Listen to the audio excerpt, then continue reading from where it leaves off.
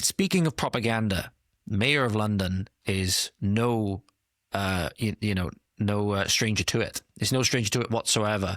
And he shared these key crimes down in London. Apparently, that versus last year, knife crime is down 19%, residential burglary is down 10%, theft from the person is down 13%, personal robbery is down 13%, apparently. Yet they've had to implement more measures than ever, and more diversity barriers than ever. The purple lines, the big purple line saying mind the grab, how come it's lower than ever, but now we have to have mind the grab lines? But not only that, this highlights something which they're never going to tell you. Well, the biggest thing as to why it seems as though these numbers are down, is because people stop reporting them. People have stopped reporting them, is what we can gather from this.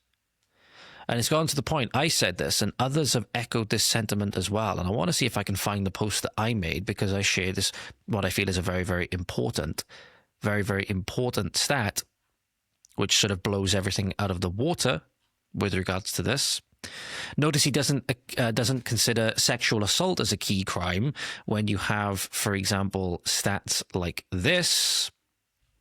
And this is not the one I wanted to refer to. This is not the news article I wanted to refer to. But when you have stats like this, shows you why he's mentioned these ones, if anything, and not, for example, the sexual offences in London going all the way back to 2015 and 2016, 2024 to 2025. So for those of you who are not watching but listening, ladies and gentlemen, the graph shows that number of offences in the year 2015 to 2016 was just over 15,000. It was about 16,000.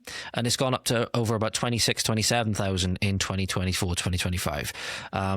It was just below 25,000 last year, and it's gone up by another 3,000 this year. So again, it shows you that not everything is up on up with our glorious Mayor of London. But another harrowing stat, which you see people referring back to time and time again. I won't find my post exactly. But not only that, is that when you have a look at some of the other crimes as well, and how it's trended overall, for example, since 2016. Somebody shared this graphic online. I'm not exactly sure where it is from, but what has risen since 2016, I would imagine this is a grok output, and do bear in mind this is referencing Wikipedia, so take it with a grain of salt, but it's worth sharing. Knife crime overall, about 9,086 from the year March 2016. Or year to March 2016, about 14,000 a year to September. Theft offences non-violent, up 23%. So there is more than meets the eye here. Or there are more than meets the eye. And the biggest one, which you'll see referred to time and time again, is this headline, ladies and gentlemen. This headline from the BBC, which I can't find the exact article where it's from, but I screenshotted the headline a little while ago. This article from the BBC, which comes up time and time again, rape reported every hour in London. Charities say the true extent of sexual offending will be much higher as not everyone reports these crimes. And that's what you're seeing.